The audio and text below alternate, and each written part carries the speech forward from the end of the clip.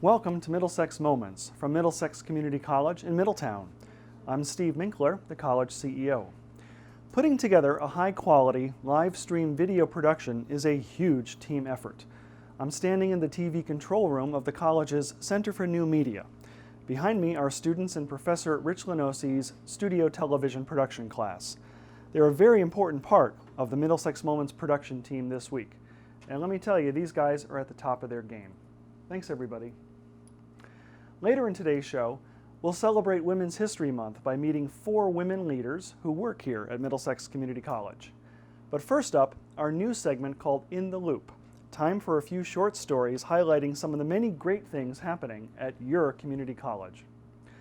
After being closed for nearly 2 years thanks to the COVID pandemic, students celebrated the reopening of the renovated game room located in Founders Hall.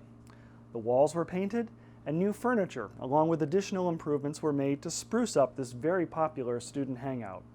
If you're a student, stop by for a game of pool or air hockey.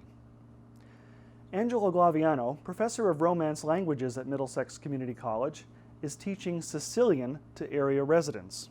His story was featured in the Connecticut Examiner in early February. Professor Glaviano is also working on a video documentary about the history of Italians in Middletown, together with his colleague Dan Nocera in our Center for New Media. Speaking of media, an old TV commercial went something like this: "I'm not only the president, I'm also a client." Well, for me, that's true when it comes to my eyeglasses. Did you know that Middlesex Community College has an eyeglass clinic run by professors and students in our opticianry program? Well, the Middlesex Moments crew visited the Eyeglass Clinic to see more. The Ophthalmic Design Dispensing Program is actually a really neat 2-year associate's degree accredited program for the art and science of opticianry. We focus on learning how to be opticians, and opticians are the ones that do the actual work with eyeglasses. The optometrist works with the actual eye, they work with the prescriptions. Optometrists are the ones that you go to that actually fit, they adjust. When you go to the little table after your optometrist, that's your optician that you're working with. We help patients, and so it allows our students to have real-world situations working with patients to help solve their visual needs. Having a young child for the first time, you put the glasses on them and poof, they can actually see for the first time. It's almost magical. It like gets your goosebumps, if you will. The moment that you put the first pair of glasses on a child, and you put them on and their eyes light up and they say, "I can see. I can see the leaves on the trees, I can see the cracks in the sidewalk," that is a really powerful moment. We're really an optical shop, just like a patient or a customer would go visit in the mall or in their town there, and we can do all those services here.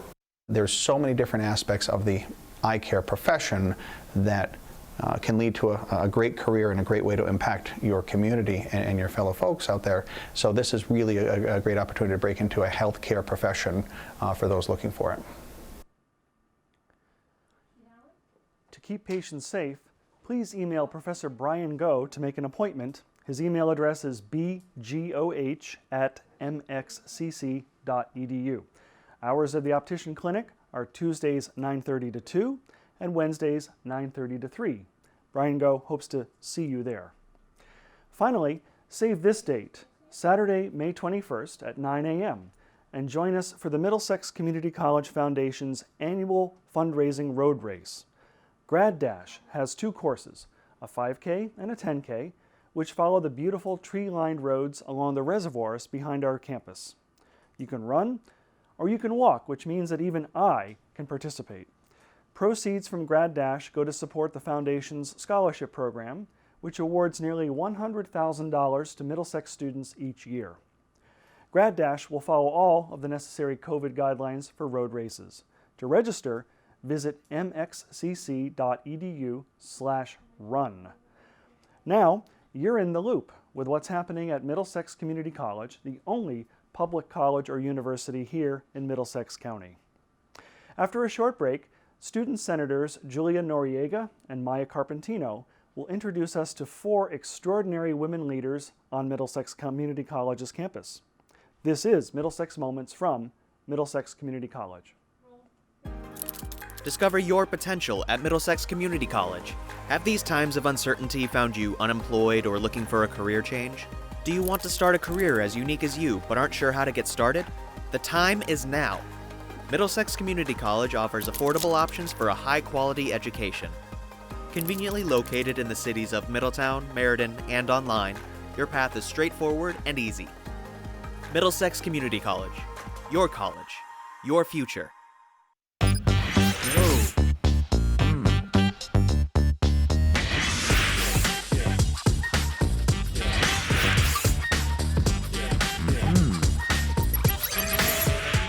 Your future begins here. At Middlesex Community College, you will find affordable, quality education to land the career of your choice. With over 70 options, make the decision to start now. Visit MxCC.edu to get started today. Happy Friday. Thank you so much for joining us for Women's History Month.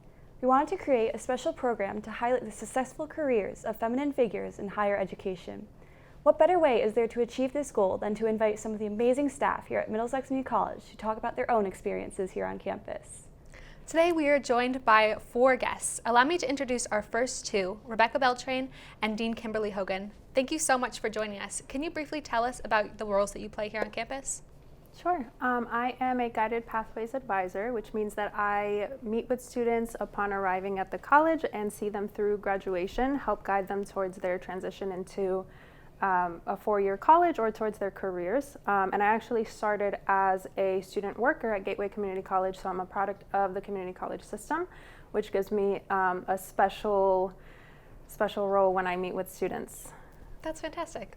Dean Hogan? Thank you so much for having me. I'm so honored to be here. Yes, I'm Dean Kim Hogan. I started out 23 years ago on campus in our business office. Have worked my way up. My primary roles today deal with finance, all the administrative tasks that we have, facilities, a little of IT, and many, many other things. As you know, I wear a lot of hats. Thanks for sharing. Let's see a little bit about what students and coworkers have to say about you. Oh boy. I would use to describe Dean Hogan is caring, compassionate, and funny.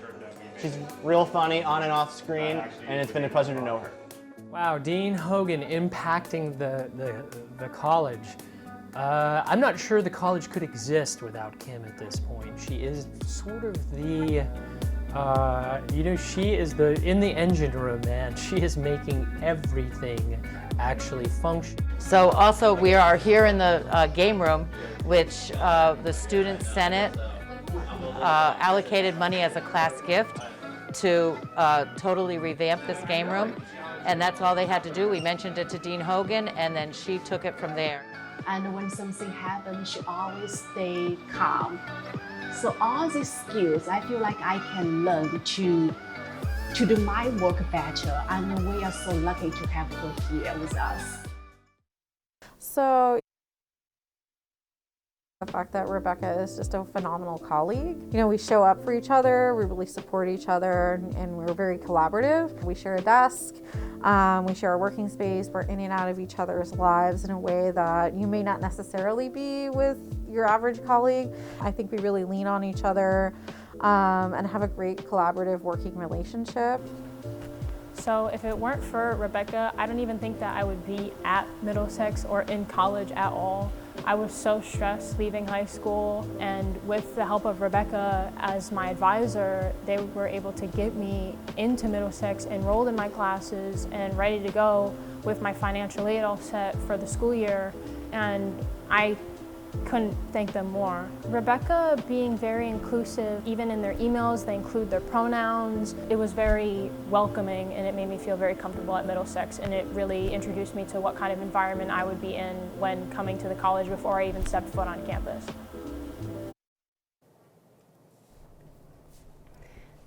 That's great. Our first question for you is, what is your view of femininity, and how does it impact the way you present yourself here on campus? I'll take the first one. Sounds good. Okay, thanks, Maya. When I think about femininity, from a young age, I was raised in a family that believed that women can really do anything they put their minds to. There was no difference, and I was raised by strong women, and so I think that proud to be a woman. I'm proud to see that we are doing things like this to keep us all going and boosting one another up. I think that's one thing that's unique to femininity, is that we tend to be there to boost each other, as we were just doing a little bit ago. But how it has affected the workplace is to just always do the best job you can and be present, and if things don't seem right, you just address it, right? I don't know, what do you think? Absolutely. I had a very different upbringing. I grew up, I think part of the culture of growing up in America is that we receive a message from a very young age that our femininity exists to entertain others and to please others. So I think that affected me a lot growing up in the way that I felt like I had to tone down my femininity. And something that I actually really admire about newer generations is the way that young people are taking that back and making femininity about themselves and redefining it really to be more expansive. And I think realizing that we live sort of on a spectrum of femininity and masculinity. But yeah, I would say growing up, feeling like I had to kind of put that part of me aside in order to be taken seriously, and to feel like that was something that I needed to be ashamed of, absolutely affected me and my confidence. Now I've unlearned a lot of that, and I've come to view femininity as something so beautiful and powerful. And I absolutely admire people who take that on and are able to express it without a filter and express it who they truly are. That's fantastic. I think both of your experiences are really important because it kind of shows both sides about what it's like to grow up as a woman in America. Can you guys talk a little bit, and Dean Hogan, you touched on this earlier, can you guys talk a little bit about how your experiences growing up have affected how you act in the workplace and how you are perceived? Sure. I'll start off again with this one. And I'm going to go back to my very first paid job. I was working for the Youth Conservation Corps, which is an environmental type job, and I was the only girl in a field of boys. And the first task that we had to do was to compete to see who would become the group leader. And I was actually selected. So here I was in my very first job being selected. I was 15 with a group of 15, 16-year-old kids that are out in the field. And if you know me, you know that I'm a little afraid of snakes. And the very first day of my job as a leader, a group of boys caught a snake, and now I had to hold that snake for the rest of the day because we had to make sure that, because they got bit by it, and make sure that nobody got sick. And it was a tremendous amount of pressure. And I think back now when I was preparing for today, did I think differently because I was a girl or because it was just my new job as a leader? And I think that formed at a young age that, I handled that job, and I was a little stressed because I was the only girl, but I felt like I had to prove something. And maybe if I was a boy, I wouldn't have had to prove as much, but I definitely felt like, from a young age, you had to really always stick up for yourself and just do the best job that you can do, and not take any names, Yeah. So that started really young, and there's many other experiences that we go through to get there, but a little bit different than I think what you experienced. Well, actually, it's funny that you say you felt like you had to prove yourself, because that actually has been my experience as well. I've found in my professional life that often women or people who present femininely are expected to prove themselves before really being given a chance or really being given that responsibility. Oftentimes our masculine counterparts are hired based off of their based off of what they can do, right? And not what they have already done. And I've noticed that for me personally, and even for my mentors who are very strong women, that oftentimes climbing the ladder means proving yourself before you are given the opportunity. So it's definitely, I think, very difficult, but also makes us incredible workers, and it makes us really strong and powerful leaders. It's like you have to take any fear that you have and channel that into something else. Yeah, channel it into work or some potential. Yeah, right. Absolutely. Right. Yeah, Do I absolutely agree. you think that your level of professionalism is ever challenged by being a woman? Do you think that you have to work harder or, kind of act like you need to prove yourself harder in a sense that because you are female presenting? You want to go ahead and start on that one? Or? Yeah, I think that definitely, absolutely. And unfortunately have even come across instances where that pressure comes from other women. And I think something that we're taught in the workplace is we are taught to fight for a single chair, right? So we're taught and kind of put up against each other instead of being given the message that we should support each other and mentor each other. And that's something that often we have to unlearn in the workplace. And that I was very fortunate enough that my mentors had undone that set of mind already and taught me to do better and taught me to hold the door open for the person coming after me, and to mentor them and to really encourage them, because we don't often get that in the workplace. We have to give it to each other. Absolutely. It's interesting that you talk about mentorship, because here in higher education, it is an industry that has many, many strong women leaders. If we look across the community college system, we have many leaders that are have been and currently are women in presidential roles or CEO roles, and that trickles down all the way through to the lower levels. So I think in higher education we are uniquely positioned as women to succeed, but it doesn't mean that you have to have it. You have to be able to back yourself up. You still have to fight and always do your best. And as a woman, I think that we think we do try to do that a little bit stronger. I think we try to boost each other up, and we try to put put a little emphasis on the fact that we can do it. Yeah, definitely. So. I'm glad that you touched on what being in higher education, how that's a little bit different. That's one of the things that we wanted to try and discuss a little bit, is how is being in a role in a college different, and a community college different from being maybe at a larger university or at somewhere that's not focused on education? Sure, I'll start off on this one. I originally told you that my background is in finance, and when you think about the traditional roles of accountants in finance, a lot of that is a man's world, and you'll think about they talk about glass ceilings and those kind of things and breaking through. You see that a lot in corporate America. It's a little bit different, but yet, as a dean of administration, when we had that full counter, the full table of deans of administration, there was 2 women and 10 men.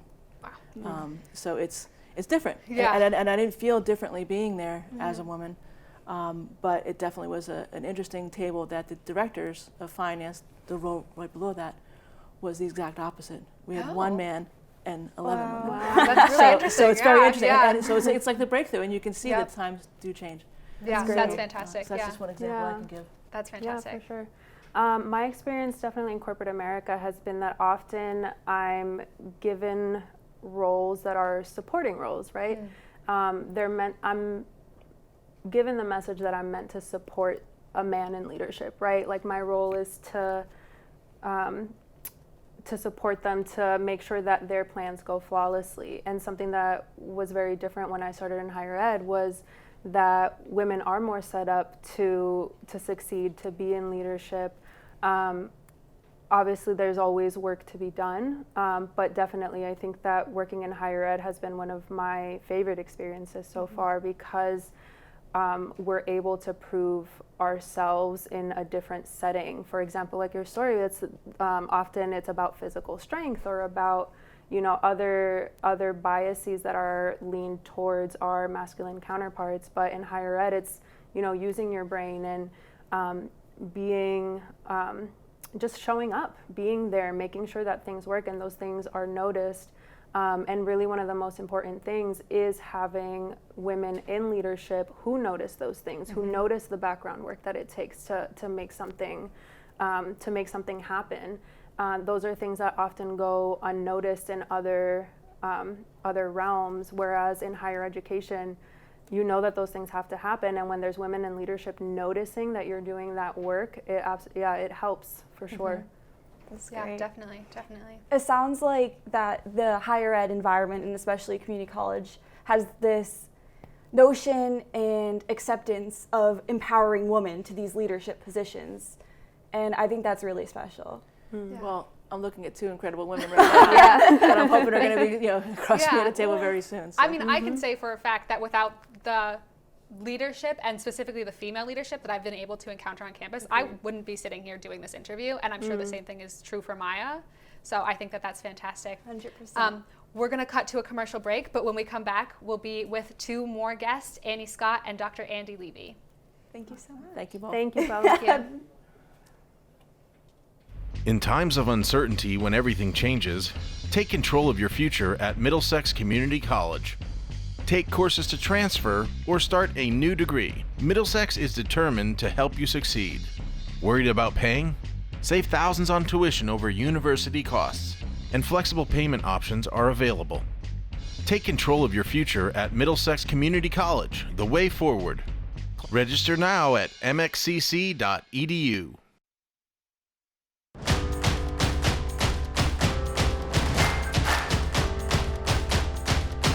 I really had no idea of what I wanted to do, so I worked a lot of minimum wage jobs. And finally, I was just like, I just need to go back to school because I wanted to get a business degree. And Middlesex Community College was super convenient. I got a lot out of Middlesex. I never thought I would have reached this far with my associate's degree. It allowed me to buy a house. I was able to get married. It was a dream. Welcome back to Middlesex Moments from Middlesex Community College. We're Julia and Maia from Student Senate, and these are our next two guests, Dr. Andrea Levy and Annie Scott. Thank you so much for joining us. And can you tell us a little bit about your roles here on campus as well? Thanks for having us. It's a pleasure to be here. I'm Annie Scott, as you said, and Director of IT, Information Technology, for about 20 years or so. Absolutely. Thank you for having us, and thank you for doing this. I think it's really important for our campus and for our community. I'm Dr. Andy Levy. I am the program coordinator for psychology on campus, and I'm also the co-coordinator of the honors program.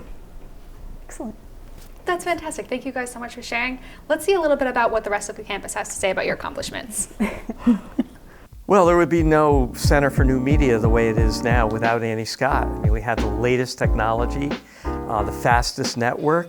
We have servers, we have equipment, and it's all due to Annie Scott's and her team's leadership in providing state-of-the-art education for our students. So when we select equipment here at the Center for New Media, we always bring Annie Scott in right at the very beginning, because the equipment we have here has to be networked. There's sometimes software installations, and not only is it talking, to the internet or whatever, it has to talk to the various servers we have on campus and in the facility. And it's really important that they're involved right from the very start. Annie has been the main reason how Radio Podcast Club has soared through the sky. She helped get our Discord platform up and running with a specialist podcast subscription and getting it all approved through the state and guiding us along the way. So seeing how she helps the extracurriculars in addition to the academic programs has really been helpful. The experiences I've had with Dr. Levy have been some of the most memorable that I've had at MxCC. One really good anecdote that comes to mind as an experience that I had with her was when I was working on the honors program psychology class project that we had. Having her guidance on that through the scientific process and having her advisement was really, really helpful to me. I would describe Dr. Levy as caring for her students. Friendly. She's a kind person. Very thorough. Open. She's very easy to talk to. I'd say sociable too. She knows how to get information out of her class and get them talking. And I really like how she teaches her class. I like how she uses real life examples when describing any situation. She's just very good at making sure we get what she's saying and explains it very well. Dr. Levy helped many students and myself make the transition to college very comfortable and easy. It was great to hear about your roles on campus and about what some of our community members had to say about you guys. Let's get into our question. The first one is, how, especially as a woman, how is your experience in community college different from working in a few other institutions that you might have been a part of? Okay. So I would say that I've had some experiences at other institutions that I do not believe I would have here, and by that I mean negative experiences that I do not believe I would have had here. So for instance, when I was a professor at Harvard, the president of Harvard at the time was Larry Summers. He was the Secretary of the Treasury in the Clinton administration. So he, every holiday season, he had a big holiday party at his house for all new faculty. So he invited new faculty and their partners or spouses, whatever. So my husband and I went, and he walked up to us and greeted us and looked right at my husband and said, "And where are you at Harvard?" Also, when I was starting a family when I was there, I was pregnant, and I asked for any kind of discussion around some sort of part-time arrangement, and it was a total non-starter. There was not even any room for discussion, and it was very disappointing. And so I eventually said, this isn't going to work for me. And the response I got, incidentally, as it was raised earlier, from women was actually rather hostile. One of my female mentors said, I have to believe this is just hormones. So I don't think that would happen here. I feel here that people are individuals and their gender is irrelevant. That I feel that I am seen as an individual and that my gender just isn't a factor. Yeah, that's amazing. Good. Yeah, thanks. I actually agree with Andy in the sense that here at Middlesex and in the community college, I think tier of colleges in general, that it feels much more comfortable to be a woman because there are many more women than, say, I started my career in higher ed and have stayed in higher ed pretty much the whole time for the last 20 years, but at different types of institutions.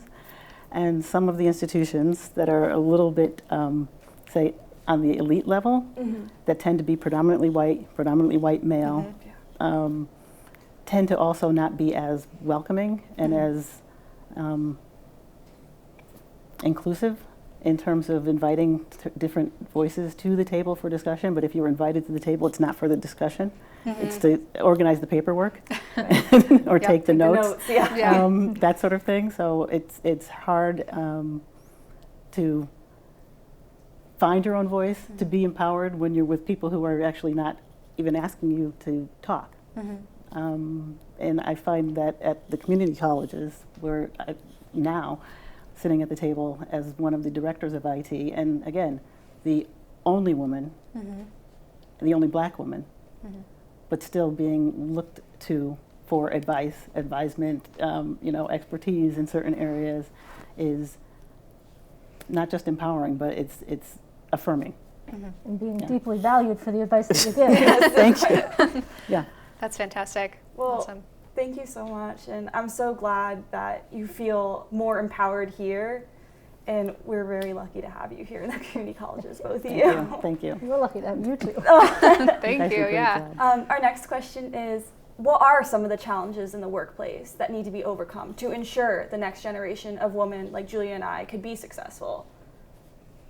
Do you want to start that one? I'll start that one. And it actually is not just in the workplace. As I do some of my work, CEO Minkler and I actually host the Courageous Conversations, which we pick a hot topic, usually about race or social justice, and have a conversation about it monthly. And it's about teaching people how to listen, and so that could come at any stage, from childhood all the way up.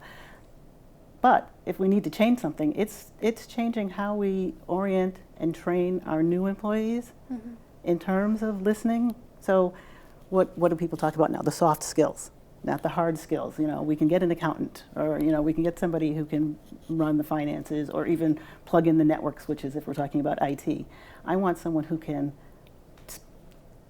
listen first and then speak, who can actually hear someone else who has a different perspective and understand that while they're bringing their perspective and someone else might be bringing their own, the two can actually coexist in the workplace and not cause any kind of discrepancies or arguments or whatever. So I think, things that have to be changed are training. And when I say training, I mean really teaching people how to get along. Investing in those soft skills. Absolutely. Yeah. Definitely. Dr. Levy? Well, so I think there are practical things that can be done, but I kind of want to preface that with I think it's challenging because we're dealing with some deep-seated implicit biases and perceptions. As I was thinking about today, I actually had a beautiful example from yesterday from the Supreme Court nomination confirmation hearings, and There was a moment where Ted Cruz asked a particularly pointed question of Jackson, and you could see, it was very palpable that she took a moment, she counted to 5, right? So that she if not 10. Yeah, so that she wouldn't lose her temper. Now, is that entirely about race and gender? No, because it's of course not good form for any Supreme Court nominee to lose their temper, right? But I think she was acutely aware of the fact that it would be particularly problematic for a black woman to lose their temper, to be perceived as aggressive, and so those perceptions are so deeply seated that you know, it is a tough challenge that we face. Having said that, I think for starters, this needs to be a discussion that is equally held among men and women, right? Women cannot and should not be responsible for fixing this problem. I think that there, you know, things like mentorship programs and, you know, teaching negotiation skills. We know that men are much more aggressive about negotiating compared to women. Again, because of that social norm around women's need to be the quieter, go along to get along type person. I think we need to address disadvantages that women either disproportionately face in the workplace or exclusively face in the workplace. Like, you know, the obvious one is the wage gap. Also, you know, the way in which women's career trajectory is affected by maternity leave in a way that men's are not, right? So these kinds of things that, some of which are kind of high level and some of which are kind of nitty-gritty practical that I think can start to chip away at the issue. And there's also collaboration that can happen. So when you say, you know, getting men and women together, and I know sometimes people look at it and they say, well, it costs extra to have, you know, co-teaching environments, but using 2 faculty members, a male and a female possibly, in a class that actually requires some sort of mentorship would actually at least mirror what we want people to learn and know as they move into the workforce. And so they're taking skills that, you know, hey, I saw a female professor and a male professor both do the exact same thing equal. I'm taking that with me out into the workforce and say, hey, I'm just as balanced. It's absolutely crucial to have that equality symbolized, and especially students. You know, even though we're college students, I think that the foundations of us going into the workforce, whatever we learn here, is going to be brought forward into when we go into our careers. And so I'm really glad that you mentioned that. Right. I mean, we are role models, or we should think of ourselves as role models, and modeling the behavior for, again, men and women, modeling the behavior that we hope to develop in our future generations. Yeah, absolutely. You mentioned earlier about the Supreme Court hearings that are going on right now, and about how Judge Brown Jackson has to, I guess, be more aware of how how people look at her, and about not being perceived as high maintenance or pushy or aggressive. And do you guys feel those feelings or worries in your lives in general? Yes, absolutely. Absolutely. And it's, I mean, it's a double thing for me. So going in and saying, what are they thinking about women is one thing, but what are they thinking about black women is a whole other thing. And it's carried throughout. So very often I do have my hand on the doorknob and I'm thinking, okay, I'm going to open the door, and what environment I'm going to walk into. Is it going to be warm and welcoming and inviting? Am I going to see me sitting at that table, or am I going to have to play me sitting at that table? So sometimes there's a little bit of acting that has to take place before, you know, the comfort level kicks in. Which takes a toll. Yes, it does. Right? Right? And, you know, I'm sure Brown Jackson was feeling that fatigue. Yeah, but it absolutely takes a toll, because now, you know, part of your brain is having to work on something entirely separate from the task at hand. Yeah, absolutely. Thank you guys so much for coming here and sharing with us today and helping us spread awareness during Women's History Month. We'd now like to return the show to Dr. CEO Stephen Winkler to wrap us up and end the show. Thank you. So I want to thank Maia Carpentino and Julia Noriega for hosting these two panel discussions together with Rebecca Beltran, Kim Hogan, Annie Scott, and Andy Levy. And many thanks to you, our listeners and viewers, for joining us for another Middlesex Moments. As always, you're welcome to visit us in person. Our main campus is located at 100 Training Hill Road in Middletown, or you can visit us at our Meriden Center at Platt High School, where we offer afternoon and evening classes 4 days a week. And of course, you can always visit us online 24/7 at mxcc.edu. For Middlesex Community College, I'm Steve Minkler, and we'll see you next week.